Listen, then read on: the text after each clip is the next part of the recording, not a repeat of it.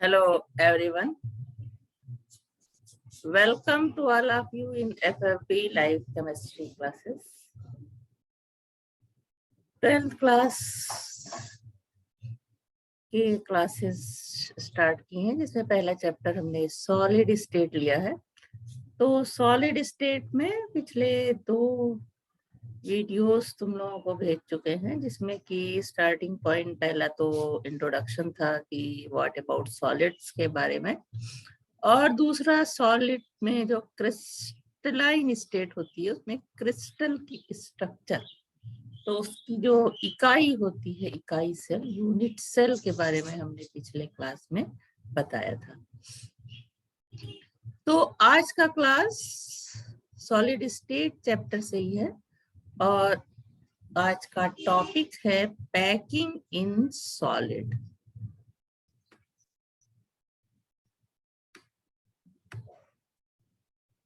Packing in solid जिसको कि हम ठोसों में संकुलन ये कहते हैं, तो आज इसके बारे में हम बताएंगे। यूनिट सेल कितने तरह की होती हैं, किस तरीके से आप जो उनके जो डिफरेंट टर्म्स होते हैं उनमें जो है कणों की संख्या किस तरह से निकालते हैं, ये सारी चीजें पिछले क्लास में डिस्कस हो चुकी हैं।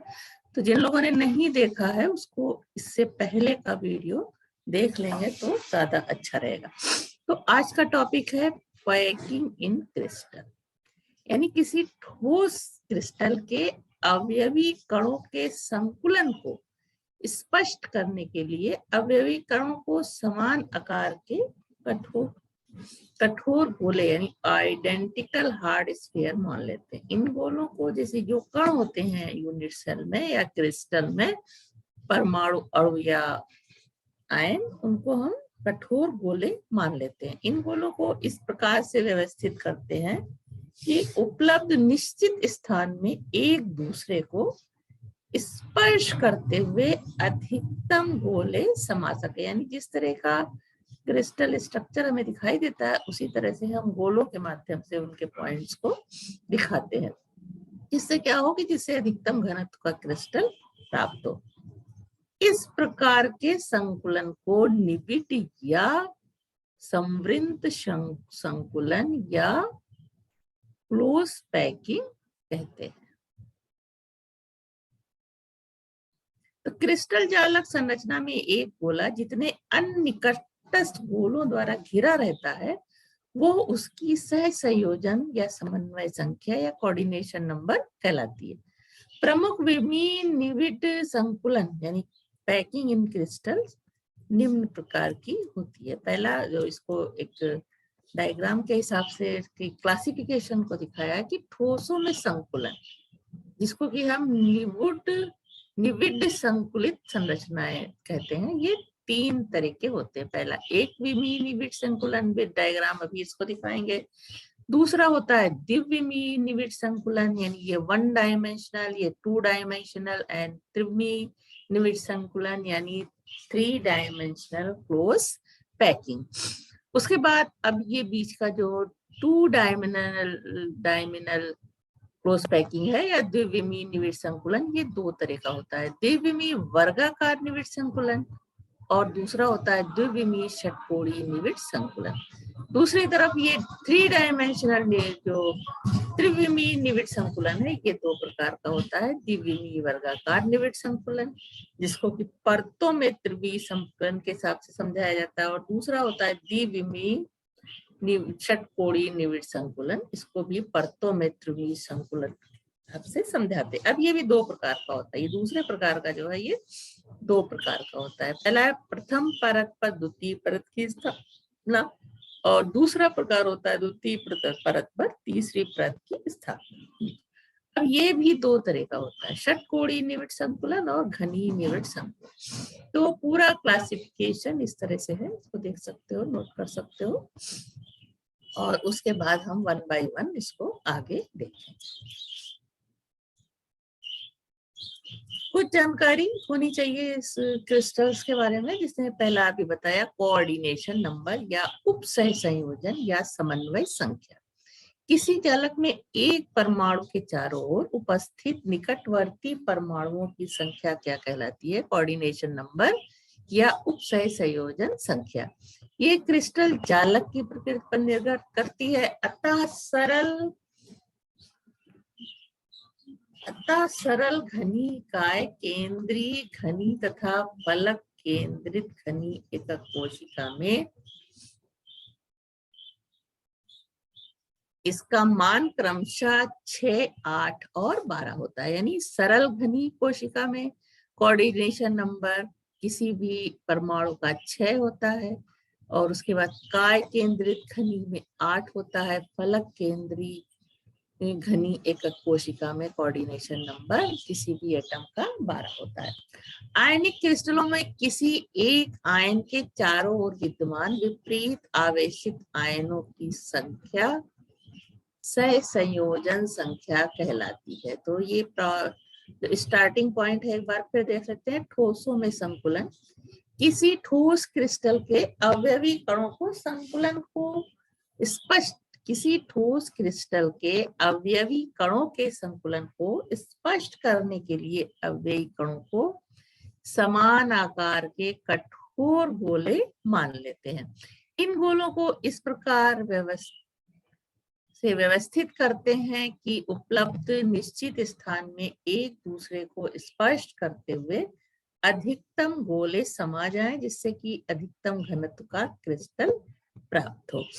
तो गोले मान करके जो एटम या परमाणु क्रिस्टल में होते हैं उनको हम गोलों के माध्यम से क्रिस्टल बनाते हैं। इस प्रकार के संकुलन को निविड या समवृन संकुलन या क्लोज पैकिंग कहते हैं।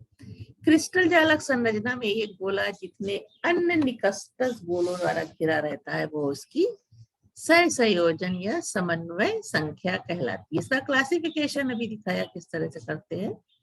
ठोसों में संकुलन या क्लोज पैकिंग इन क्रिस्टल्स इतने प्रकार की होती है, इस डायग्राम से देख सकते हो। तो आगे हम उसके बाद सह संयोजन कोऑर्डिनेशन नंबर क्या होता है। सरल घनी के लिए 6 होता है, काय केंद्रित घनी में 8 होता है और फलक केंद्रित घनी में 12 होता है।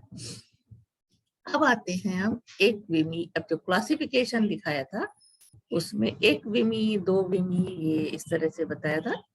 तो एक विमी निविड संकुलन को कहते हैं वन डायमेंशनल क्लोज पैकिंग। तो जब इस तरह से ये हमारे एटम है जिसको हम गोलों से दिखाते हैं, जब इस तरह से अरेंज होंगे एक दूसरे को टच करते हुए, तो इसको कहते हैं वन डायमेंशनल क्लोज पैकिंग। एक गोला यहाँ अगल बगल दो गोलों से टच कर रहा है, तो ये गोलों तो निविड एक विमी निविड संकुलन यानी वन डायमेंशनल क्लोज पैकिंग में गोलों की सह संयोजन संख्या 2 होती है। यहाँ हम इसका डेफिनेशन देख सकते हैं। जब ठोस कणों को प्रदर्शित करने वाले गोले एक पंक्ति में एक दूसरे को स्पर्श करते हुए व्यवस्थित किए जाते हैं तो ये एक विमीय निविड संकुलन कहलाता है। तो डायग्राम से इसको देख सकते हो। दूसरा है द्विविमीय निविड संकुलन या 2 डायमेंशनल क्लोज पैकिंग।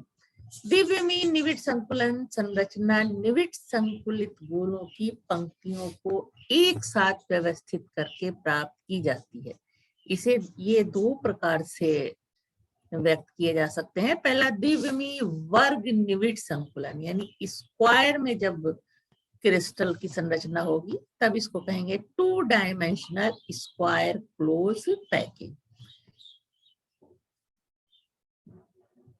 प्रथम विधि के अंतर्गत द्वितीय पंक्ति को प्रथम के संपर्क में इस प्रकार रखा जा सकता है कि द्वितीय पंक्ति के गोले प्रथम पंक्ति के गोले के ठीक ऊपर हों तथा दोनों पंक्तियों के गोले क्षैतिज तथा ऊर्ध्वाधर रूप से संरेखित हो। यदि प्रथम पंक्ति को ए प्रकार की पंक्ति माना जाए तो द्वितीय पंक्ति प्रथम पंक्ति के ठीक समान होने के कारण ए प्रकार की ही होगी। इसी प्रकार से अधिक पंक्तियों को रखकर ए प्रकार की व्यवस्था प्राप्त की जा सकती है। इस तरह से ये पहली लाइन हो गई गोलों की। दूसरी भी इसके नीचे इसी तरह से एक के ऊपर एक होती हुई जाएगी और अगर इसको मिलाने वाले चार इस तरह से एक रेखा खींची जाए, तो चार, एक गोले को ये चार गोले स्पर्श कर रहे हैं, तो इनसे जो अगर हम इस तरह से स्क्वायर बना, रेखाएं मिलाई जाएंगी इनके केंद्र से, तो स्क्वायर मिलेगा। तो एक गोले को चार गोले स्पर्श कर रहे हैं, तो इस प्रकार द्विविमीय संकुलन उप संयोजन संख्या कितनी होगी? 4 होगी। साथ ही यदि इन निकटवर्ती चार गोलों के केंद्रों को जोड़ा जाए तो एक वर्ग प्राप्त होता है, इसलिए ये वर्ग जालक कहलाती है। अतः इस संकुलन को द्विविमीय वर्ग निविड संकुलन कहा जाता है। दूसरे तरह का जो होता है, ये हो गया गोलों का वर्ग निविड संकुलन। दूसरे तरह का जो ये सामने दिखाई दे रहा है, ये गोलों का षटकोणीय निविड संकुलन है। तो पहले हम इसी के बारे में जानते हैं कि इन घिरे हुए चारों गोलों के चारों ओर 4 छिद्र होते हैं। ये जो है, ये क्या है? 4 छिद्र हैं। वर्ग, इसको क्या कहते हैं? वॉइड्स या छिद्र। वर्गाकार जालक में छिद्र बड़े होते हैं, बड़े बड़े दिखाई दे रहे हैं, और गोलों के कुल आयतन का 52.4% स्थान घेरते हैं। अर्थात वर्गाकार जालक की जो संकुलन क्षमता है वो कितनी कहलाएगी? 52.4। अब दूसरा डायग्राम जो देखा, यहाँ देख लो। इसमें क्या है कि पहले ये एक पहली पंक्ति है, इसमें गोलों को ए नाम दिया। दूसरी जो है, इनके जो गड्ढे हैं, इसमें ये गोले व्यवस्थित हो रहे हैं, तो ये बी लाइन कहलाती है। दूसरी फिर ए लाइन इस तरह से होगी इसमें, और बी लाइन इस तरीके से। अब यहाँ एक गोला 6 गोलों को स्पर्श कर रहा है, तो कोऑर्डिनेशन नंबर 6 हो जाएगा। और ये बीच बीच में जो ये छिद्र हैं, ये क्या है? वॉइड्स हैं। अब इनको मिला करके जो बनाया जा रहा है, केंद्र से मिलाया जा रहा है इन गोलों को, जो एक गोले को टच कर रहे हैं, तो ये षटकोण बनता है। इसलिए इसको क्या कहते हैं? गोलों का षटकोणीय निविड संकलन, जो क्या कहलाता है? दूसरे तरह का द्विविमीय षटकोणीय निविड संकुलन, जो डायग्राम में देखा, this is known as 2 dimensional hexagonal close packing. अब ये द्वितीय विधि के अंतर्गत द्वितीय पंक्ति को प्रथम के ऊपर एक समान रूप से इस प्रकार रखा जा सकता है कि उसके गोले प्रथम पंक्ति के अवनमनों यानी गर्तों या गड्ढों में भली भांति व्यवस्थित हो जाए। यही चीज अभी डायग्राम दिखा के बताया था। यदि प्रथम पंक्ति के गोलों की व्यवस्था को ए प्रकार कहा जाए, तो द्वितीय पंक्ति जो भिन्न है उसे बी प्रकार कहा जा सकता है। जब तृतीय पंक्ति को द्वितीय पंक्ति के निकट समान रूप से रखा जाता है, तो उसके गोले प्रथम तल के गोलों से संरेखित होते हैं, अतः ये तल भी ए प्रकार का होता है। डायग्राम में देखा, इसी प्रकार से रखे गए चौथी पंक्ति के गोले को बी से संरेखित करते हैं, तो ये व्यवस्था क्या हो जाती है? ए बी व्यवस्था क्या हो गई? ये ए है और ये दूसरी लाइन बी है, तो ए बी व्यवस्था कहलाती है। इस व्यवस्था में मुक्त स्थान कम होता है, अर्थात ये संकुलन वर्ग निविड संकुलन से अधिक दक्ष होता है। यानी मुक्त स्थान जो गोलों के बीच बीच में है, जब वो कम होगा तो ज्यादा इफिशियंट होगा। इसमें प्रथम गोला 6 निकटवर्ती गोलों के संपर्क में रहता है, अतः द्विविमीय उप संयोजन संख्या 6 है। इन 6 गोलों के केंद्रों को मिलाने पर एक षटभुज बनता है, डायग्राम में देखा। इस कारण इसे षटकोणीय जालक कहते हैं। इस प्रकार के संकुलन को द्विविमीय षटकोणीय निविड संकुलन कहा जाता है। किन्हीं भी 3 परस्पर स्पर्श करते हुए गोलों के केंद्रों को मिलाने पर एक समबाहु त्रिभुज बनता है। प्रत्येक गोले के चारों ओर 6 छिद्र होते हैं। यदि इस सतह पर अन्य गोले व्यवस्थित किए जाएं, तो केवल 3 छिद्र ही इन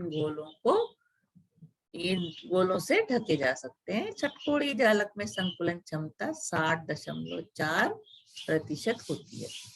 अब आ जाओ थर्ड तरह का निविड संकुलन, त्रिविमीय निविड संकुलन। तो पहला था 1 डायमेंशनल क्लोज पैकिंग, दूसरा 2 डायमेंशनल क्लोज पैकिंग, जिसमें 2 तरह की क्लोज पैकिंग देखा। अब ये है 3 डायमेंशनल क्लोज पैकिंग।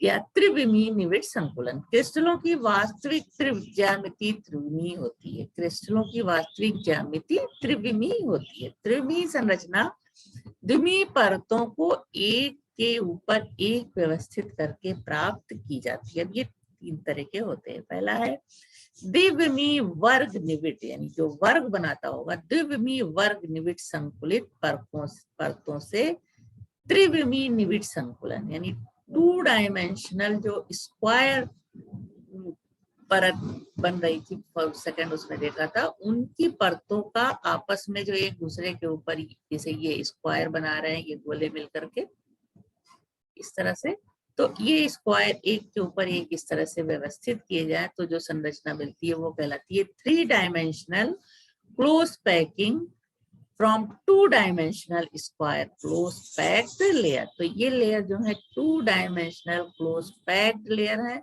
और इनको एक के ऊपर एक रखने पे संरचना मिलती है 3 डायमेंशनल क्लोज पैकिंग। इसमें एक द्विविमीय वर्ग निविड़ संकुलित परत के ऊपर अन्य को इस प्रकार व्यवस्थित किया जाता है कि एक परत के गोले अन्य के ठीक ऊपर संरेखित हो। इस प्रकार अन्य परतों को भी व्यवस्थित किया जा सकता है। यदि इस संकुलन में प्रथम परत में गोलों की व्यवस्था को ए प्रकार कहा जाए तो अन्य परतों को के गोलों की व्यवस्था भी ए प्रकार की कहलाएगी, अतः ए प्रकार का जालक प्राप्त होता है। इस प्रकार प्राप्त जालक सरल घनी जालक तथा इसकी एकक कोशिका सरल घनी एकक कोशिका कहलाती है।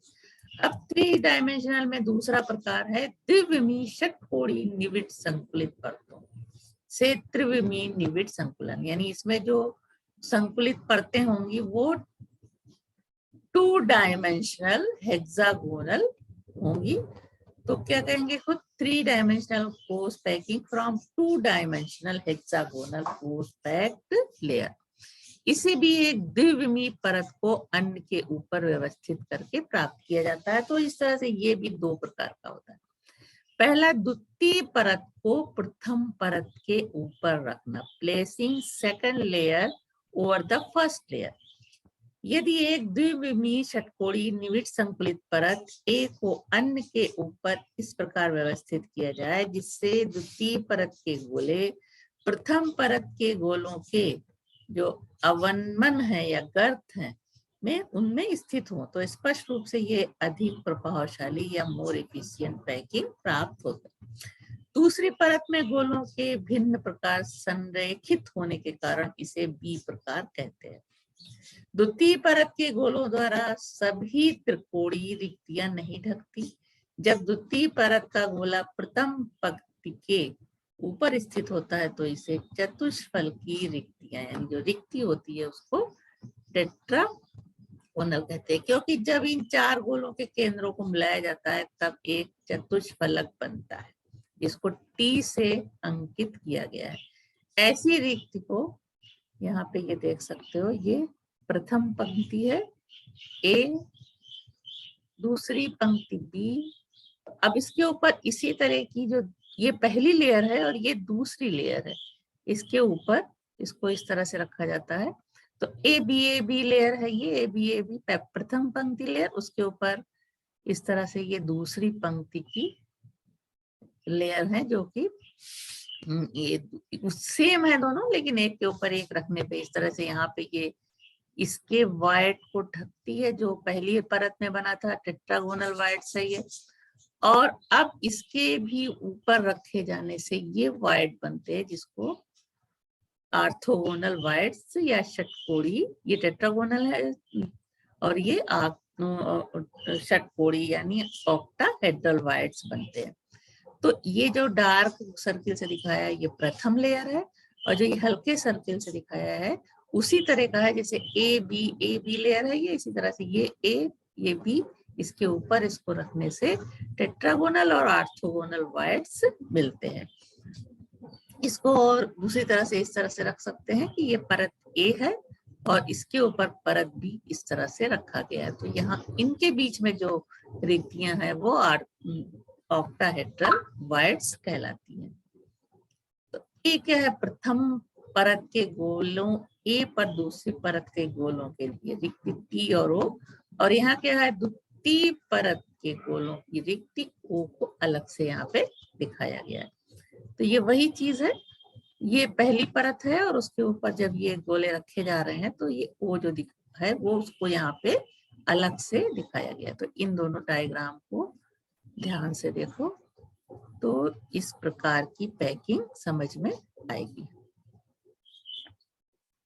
अब उसको हम इस तरह से और एक्सप्लेन कर सकते हैं कि चतुष्फल की रिक्ति किस तरह से बनती है। इस तरह से 3 गोले पहली परत के हैं और ये दूसरी परत का इसके ऊपर आ गया, तो यहाँ जो ये रिक्ति है वो चतुष्फल की रिक्ति कहलाएगी। द्वितीय परत के गोले इस तरह से जो मिल रहे हैं उनके बीच जो रिक्ति बन रही है वो चतुष्फल की रिक्ति को दूसरे डायग्राम में इस तरह दिखा सकते हैं। अब ये 3 गोलों के ऊपर यानी 3 एटम परमाणु या परमाणु जो है उनके ऊपर इस तरह से ये 3 गोले रखे गए, तो इनमें अष्टफल की रिक्ति जिसको ओ से प्रदर्शित करते हैं वो बनती है। इसको अलग अलग इस तरह दिखा सकते हैं कि 3 गोले इस तरह से हैं और अगले 3 इस तरह इसके ऊपर रखे गए। तो दोनों का जो अगर इसको हम गोलों को इस तरह से मिला करके डायग्राम बनाए तो इस तरह का चतुष्फलक बनेगा, और दूसरी वाली स्थिति में इस तरह से मिलाएंगे हम इसको तो क्या बनेगा, ये ऐसे मिलेगा, फिर ये बीच में इस तरह से, तो ये क्या होगा, अष्टफलक। अब इसमें सी चतुष्फल की और अष्टफल की रिक्तियां भी देखा, ऊपरी दृश्य, उसके बाद खंडित पाश खंड खंड करके ये वाला डायग्राम दिखाया गया।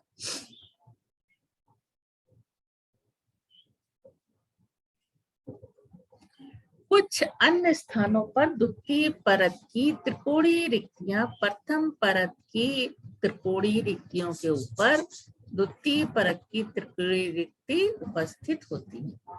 इस प्रकार की रिक्ति या छिद्र अष्टफल की रिक्ति, जिसको ओ से हम रिप्रेजेंट करते हैं, भी देखा।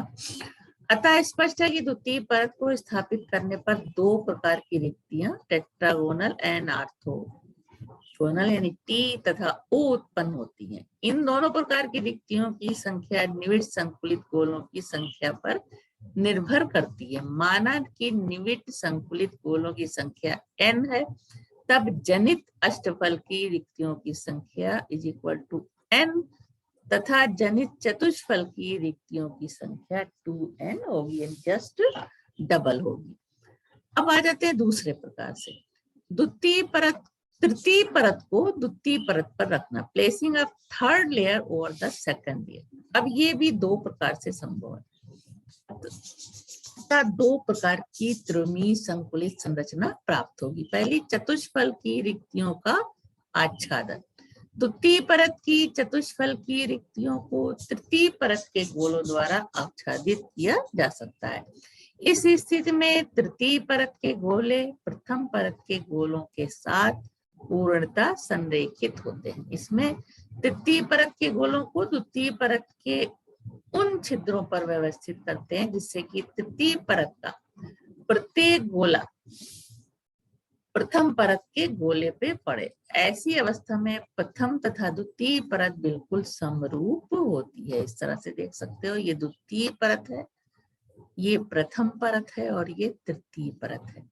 तो प्रथम परत पे द्वितीय परत इस तरह से रखी जाती है। प्रथम परत के लिए ये इस तरह का डायग्राम बन रहा है जो यहाँ पे दिखाया है। फिर ये द्वितीय परत में ये 3 गोले इसके ऊपर रखे जाएंगे और ये क्या है, तृतीय परत है। तो इसको अलग अलग करके इस तरह से दिखाया हुआ है।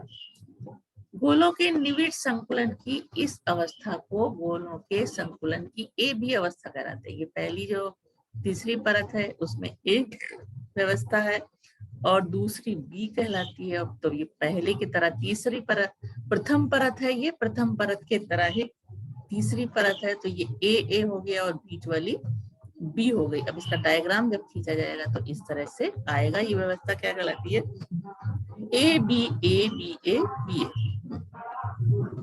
गोलों की इस व्यवस्था से सम्मिश्र संरचना वाला त्रिमीय संकुलन दर्शाता है। इस तरह से जब इसका डायग्राम हम बनाएंगे तो वो इस तरह से शो करेगा।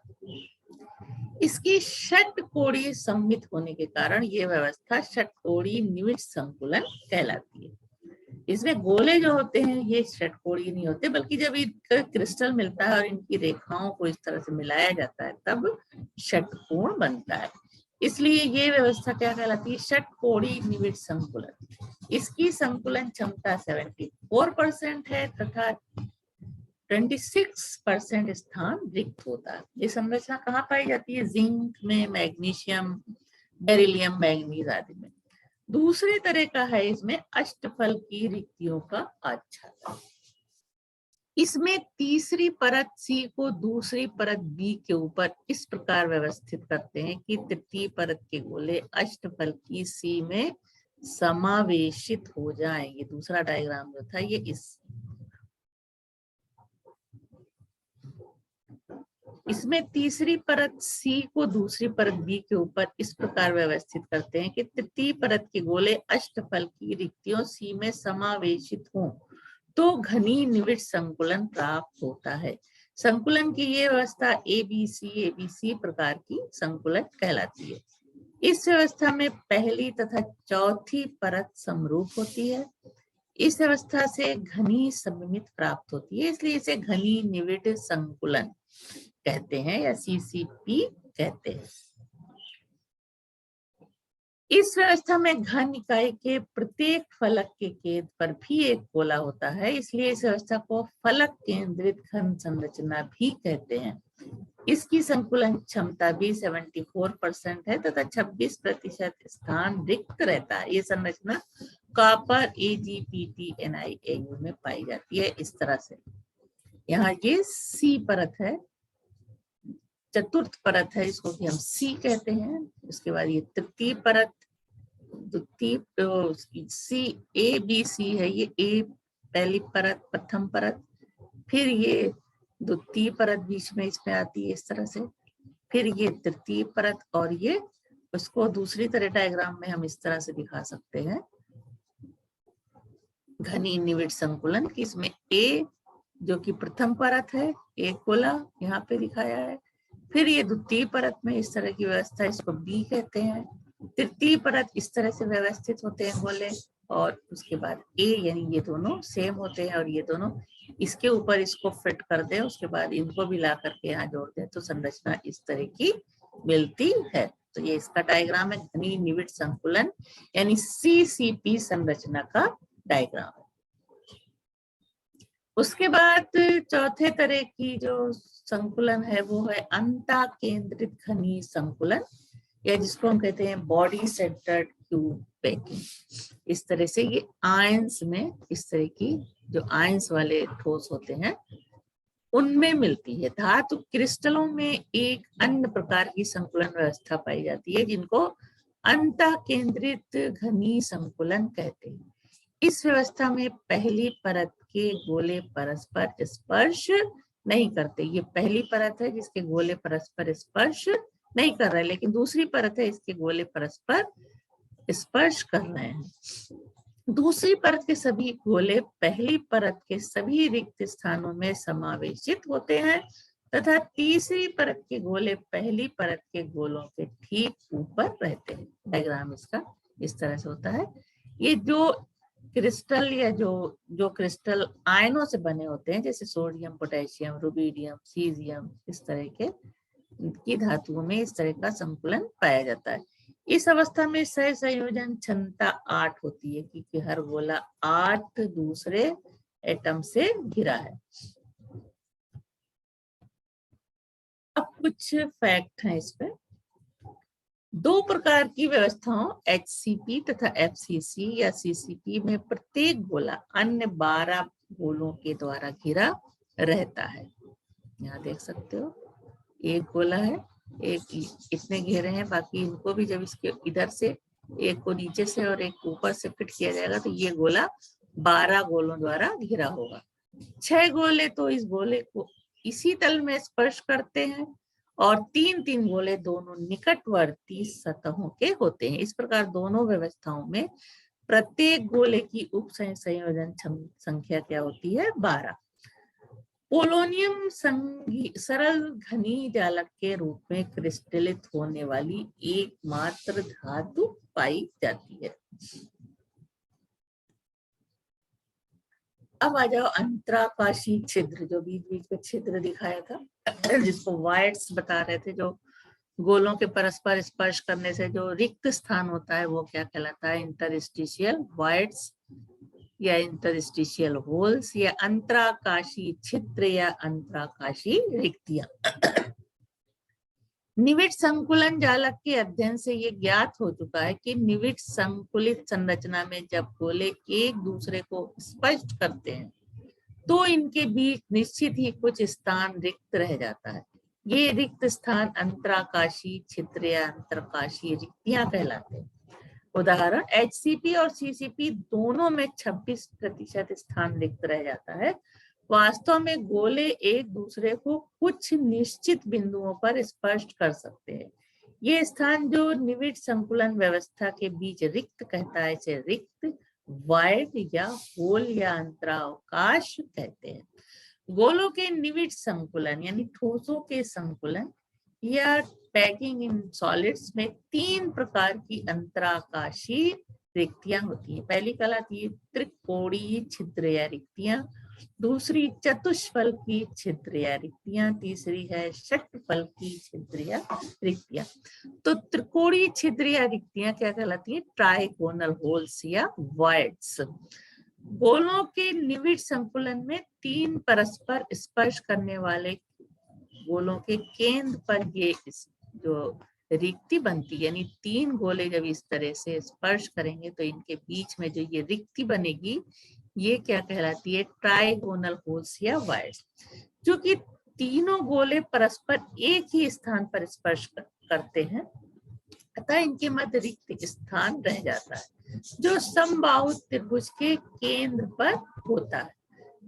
इसलिए इसको क्या कहते हैं? इस रिक्त स्थान को त्रिकोणीय रिक्त कहते हैं। इन तीनों के केंद्र को मिलाया जाए तो इनके बीच में ये होता है, इसलिए इसको त्रिकोणीय रिक्त कहते हैं। त्रिकोणीय रिक्त की त्रिज्या गोले की त्रिज्या का 0.155 गुना होती है। अब आ जाओ त्रिकोणीय छिद्र या रिक्त के लिए त्रिज्या अनुपात की गणना किस तरह से करते हैं। इसमें ये जो R है ये क्या है? ये गोले की त्रिज्या है और यहाँ पे जो है ये R2 क्या है? वो छिद्र में जो छिद्र बन रहा है उसकी त्रिज्या है। तो और ये दोनों इसके केंद्र और यहाँ तक की दूरी क्या होगी? R1 plus R2। उसके बाद ये त्रिभुज जो बन रहा है ABC और इनके बीच जो ये कोण है वो 30 डिग्री का। तो इन सारी बातों को ध्यान में रखते हुए हम लोग थोड़ा सा कैलकुलेशन पे आते हैं। किस चीज का calculation? Calculation of radius ratio for trigonal holes और वाइड्स, यानी जो ये गोले हैं और ये वाइड्स की त्रिज्याओं का क्या रेशियो होगा ये हमें यहाँ निकालना है। जब 3 गोले ABC जो त्रिकोणीय के आपस में स्पर्श करने पे जो त्रिकोणीय रिक्त प्राप्त होती है, माना गोले की त्रिज्या R1 तथा रिक्त की त्रिज्या R2 है, तो एक समबाहु त्रिभुज बन रहा है जिसमें AB = BC = AC है। तो ये क्या हो जाएगा? 2R1, यानी AB = क्या है? 2R है AB और ये तीनों बराबर है तो 2R1 हो जाएगा। P त्रिभुज का केंद्र है तो BQ = R1 तथा BP दोनों त्रिज्याओं का योग हो जाएगा, यानी वाइड्स की त्रिज्या और गोले की त्रिज्या। तो अब समकोण त्रिभुज AQB में cos PBQ = BQ/BP हो जाएगा। मैथ के स्टूडेंट ज्यादा अच्छा एक्सप्लेन कर सकते हैं इसको, कुछ समझ भी सकते हैं। cos 30 डिग्री यहाँ पे हो जाएगा R1/R1 + R2, इसका मान आएगा √3/2। अब आ जाओ इसको और सॉल्व करते हैं। R1 + R2/R1 = 2 जब इसको इधर ले आएंगे तो ये 2/√3 या 1 + R2/R1 = 2/√3 या R2/R1 ले लेते हैं यहाँ से, तो ये हो जाएगा = 2/√3 - 1 या जब इसको सॉल्व करेंगे तो वैल्यू इसकी आई। तो इस वैल्यू को हमें ध्यान रखना है कि ये जो त्रिकोणीय रिक्त है इसकी त्रिज्या R2 is equal to 0.155 R1 होगी। यानी कि जब हम R2 अपॉन R1 लेंगे तो इसकी वैल्यू इतनी आएगी। त्रिकोणीय रिक्त की त्रिज्या गोलीय की त्रिज्या का 0.155 गुणा होती है। अब दूसरी है टेट्राहेड्रल होल्स या वायर, चतुष्फल की छिद्र या रिक्तियां। एक ही तल में स्पर्श करते हुए 3 गोलों के ऊपर यदि दूसरी परत का एक गोला इनके द्वारा बनी रिक्त के ऊपर रखा जाए तो गोलों की जो चतुष्फल की व्यवस्था प्राप्त होती है। इस तरह से इसको भी लेना पड़ेगा हमें, जो नीचे वाली परत है और ऊपर वाली रखा जाए तो गोलों की चतुष्फल की व्यवस्था प्राप्त होती है। इन चारों गोलों के केंद्र चतुष्फलक के 4 कोने होते हैं। इस चतुष्फलक के केंद्र पर चारों गोलों के मध्य खाली स्थान रह जाता है, जिसे चतुष्फल की रिक्त कहते हैं। यहाँ ये बताना आवश्यक है, रिक्त की आकृति चतुष्फल की नहीं होती, बल्कि इन गोलों की व्यवस्था चतुष्फल की होती है, जिनके मध्य ये छिद्र या रिक्त बनती है।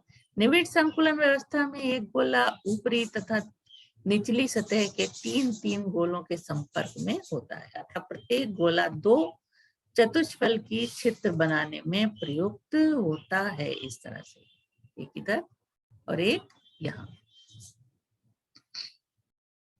चतुष्फल की रिक्तियों की संख्या गोलों की संख्या से 2 गुनी होती है। तो चतुष्फल की रिक्त की त्रिज्या और गोले की त्रिज्या का अनुपात होता है 0.225, अर्थात चतुष्फल की रिक्त की त्रिज्या बटे गोले की त्रिज्या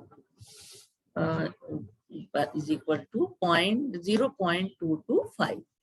अब चतुष्फल की छिद्र या रिक्त के लिए त्रिज्या का अनुपात की गणना किस तरह से करेंगे?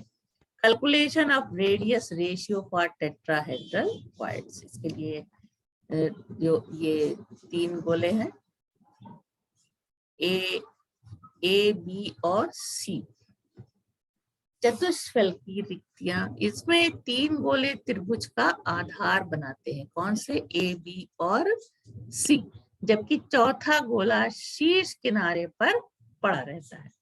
जबकि छायाकृत ये गोले क्या हैं? ये जो है ये छायाकृत गोले हैं।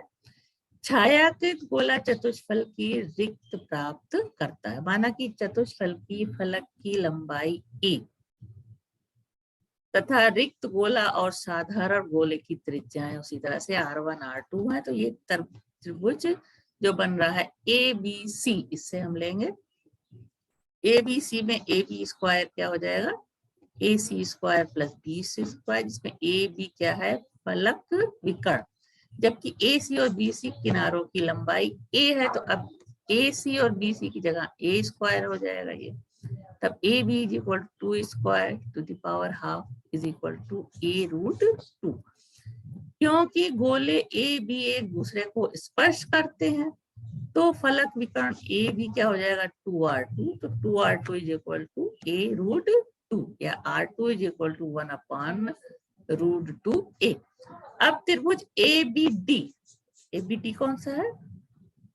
ये है त्रिभुज ABD। अब इसमें आ जाओ।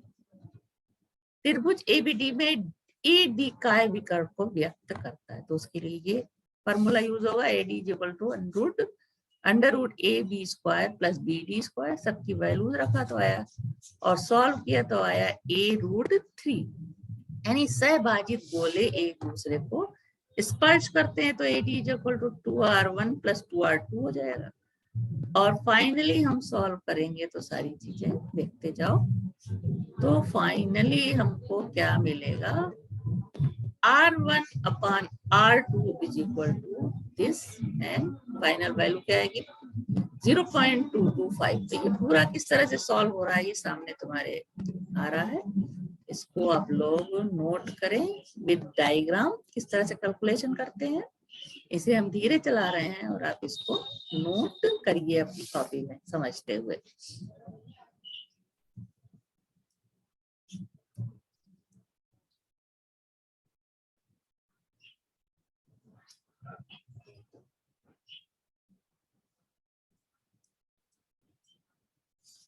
अब उसके बाद है कैरेक्टरिस्टिक्स ऑफ टेट्राहेड्रल वायर्स, यानी जो अभी वायर्स के बारे में पढ़ा उनकी मुख्य गुण उनके क्या है।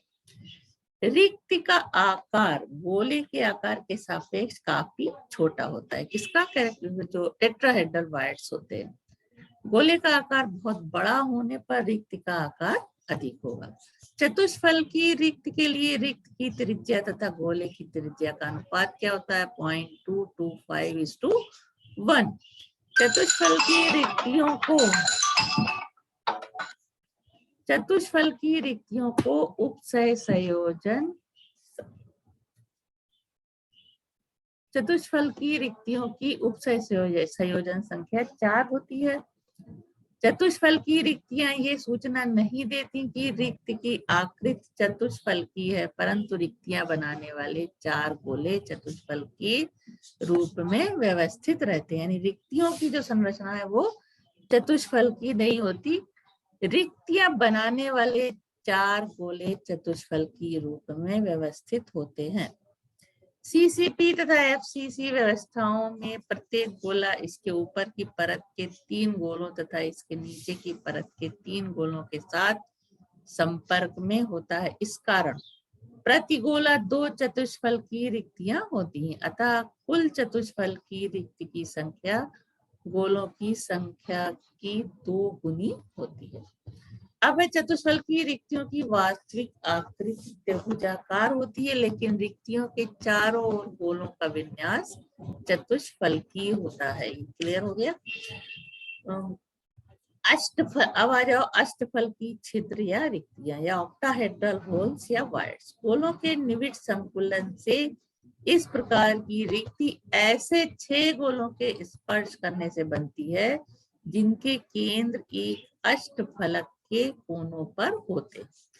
इन 6 गोलों के केंद्र को समबाहु त्रिभुजों के कोनों पर मान सकते हैं। ये दोनों समबाहु त्रिभुज जैसे चित्र में दिखाया गया वैसे होते हैं।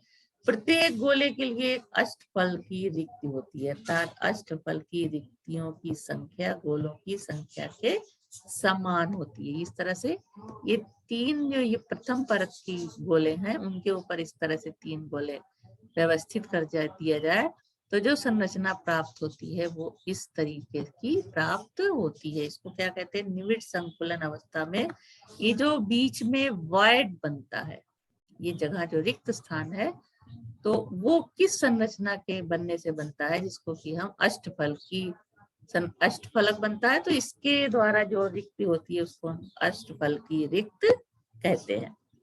अब calculation of radius ratio for octahedral wires, यानी अष्टफल की रिक्ति के लिए त्रिज्या के अनुपात की गणना। इसको इस तरह से 4 गोले हैं, चारों को मिलाने वाली रेखा ABCD, और ये क्या है? R2 है गोले की त्रिज्या। ये 2R1 पूरी, यानी ये R1 है और तो ये पूरी हो जाएगी 2R1, और फिर AB भी वही होगा जो ये है, तो R2 है ये दोनों। तो ये A और D इनकी दूरी को जोड़ करके मिलेगी, यानी R2 + 2R1 + R2। तो किस तरह से इसको करेंगे? CD = BC बराबर है दोनों 2R2 हो जाएगा। उसके बाद BCD, इसमें क्या होगा? B और D का स्क्वायर क्या हो जाएगा? CD² + BC² या BD = इस तरह से मिलेगा। अब इन सब की CD की वैल्यू जो है इस तरह से रखी जाएगी 2R1 और ये हो जाएगा 2R2। तो अब ये आएगा फाइनली रेशियो, इसको सॉल्व करते जाइए तो फाइनली हमें क्या मिलेगा? R1/R2 = √2 - 1 यानी 0.414। इस तरह से ये इसका सॉल्यूशन निकालोगे तो इस तरह से मिलेगा। इस प्रकार की अष्टफल की रिक्ति की त्रिज्या गोले की त्रिज्या की 0.414 गुणा होती है। इस त्रिज्या अनुपात से अष्टफल की एवं वर्ग समतली ज्यामिति बनती है। अब आ जाते हैं कैरेक्टरिस्टिक्स ऑफ ऑक्टाहेड्रल वायर्स, यानी अष्टफल की रिक्तियों के लक्षण। रिक्त का आकार गोलों की अपेक्षा काफी छोटा होता है। अष्टफल की रिक्तियों का धनायन व ऋणायन त्रिज्याओं का अनुपात R1:R2 इज इक्वल टू 0.414:1 होता है। अष्टफल की रिक्त की उपसय संयोजन संख्या 6 होती है। अष्टफल की रिक्ति तभी उत्पन्न होती है जब गोला इसके नीचे की परत में उपस्थित 3 गोलों के साथ तथा इसके ऊपर की परत में 3 गोलों के साथ संपर्क में रहता है। प्रति गोला केवल एक अष्टफल की रिक्त होती है, अर्थात अष्टफल की रिक्त की संख्या गोलों की संख्या के समान होती है। अब कुछ इंपॉर्टेंट पॉइंट है। अष्टफल की रिक्ति का आकार चतुष्फल की रिक्ति से बड़ा और चतुष्फल की रिक्ति का आकार त्रिकोणीय रिक्ति से बड़ा होता है।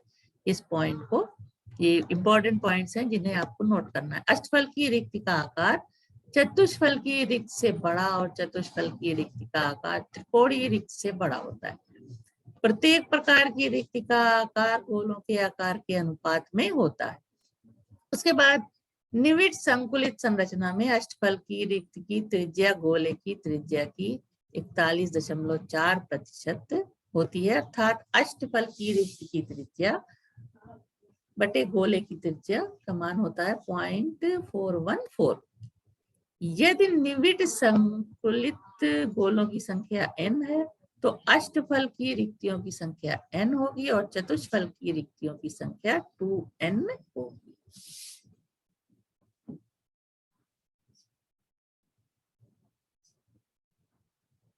अब कुछ इंपॉर्टेंट पॉइंट, ये भी उसी का हिस्सा है जो अभी बता रहे थे। FCC या CCP जालक में कोने के नीचे एक चतुष्फल की रिक्ति होती है तथा कुल 8 चतुष्फल की रिक्तियां होती हैं, परंतु CCP संरचना में प्रत्येक एवं कोशिका में 8 चतुष्फल की एवं 4 परमाणु प्रति सेल होते हैं। ये सारी चीजें एक्सप्लेन हो चुकी है डिटेल में, ये यहाँ पे शॉर्ट में याद करने के लिए बताया जा रहा है। इस कारण प्रत्येक परमाणु से संबंधित रिक्तियों की संख्या 2 होती है। अब FCC यानी फेस सेंटर्ड क्यूबिक स्ट्रक्चर या CCP जालकों की प्रत्येक एकक कोशिका में अष्टफल की रिक्तियों की संख्या 4 होती है। तो ये सारी चीजें डिटेल में हो गई। ये कुछ NCERT बुक में जो सॉल्व एग्जाम्पल दिए हैं, मतलब जो एक्सरसाइज दी है उसका सॉल्व एग्जाम्पल है कि एक यौगिक 2 तत्वों X तथा Y से निर्मित है। वायु तत्वों के परमाणुओं से CCP यानी ऋण आयन से CCP बनता है तथा X तत्व के परमाणुओं से यानी धन आयन से सभी अष्टफल की रिक्तियों में भरे होते हैं। यौगिकों का सूत्र क्या है? सिंपल सा है, CCP जालक तत्व वायु से बनता है, इस कारण अष्टफल की रिक्तियों की संख्या उसमें उपस्थित वायु परमाणुओं की संख्या के बराबर होती है। तो इसको नोट कर सकते हो तथा X द्वारा सभी अष्टफल की रिक्तियां घेरी होती हैं, तब तत्व वायु के परमाणुओं की संख्या भी उतनी ही होगी। इस प्रकार यौगिक का सूत्र क्या होगा? XY। दूसरा एग्जाम्पल ये है, तत्व B के परमाणुओं से HCB जालक बनता है और तत्व A के परमाणु 2/3 चतुष्फल की रिक्तियों को भरते हैं। A और B तत्वों द्वारा बनने वाले यौगिकों का सूत्र क्या है? अब HCP जालक में आंसर इसका ये सामने है। HCP जालक में बनने वाली चतुष्फल की रिक्तियों की संख्या तत्व B के परमाणुओं के 2 गुने के बराबर होती है, क्योंकि मात्र 2/3 रिक्तियां ही तत्व A के परमाणुओं को अध्यासित करती है। तो ये सामने सारा सॉल्यूशन दिया है। तत्व A और B के परमाणुओं की संख्या का अनुपात क्या हो जाएगा? 2:2/3:1 is equal to this and 4:3। तो आधार तत्व A व B से बने यौगिक का सूत्र A4B3 होगा। तो इस तरह की एक्सरसाइज अपनी बुक से देख करके आप लोग कर सकते हैं। ये जो इम्पोर्टेंट पॉइंट बताए थे उसको नोट करके याद करना है। तो इस तरह से पैकिंग इन क्रिस्टल और वाइट्स इन क्रिस्टल्स, ये चीजें जो हैं आज के क्लास में जाना जो है तुम लोगों ने। उसके बाद हम आगे के क्लास में सॉलिड स्टेट में और जो दूसरे इम्पोर्टेंट टॉपिक हैं आगे के वीडियो में हम उसके बारे में बताएंगे।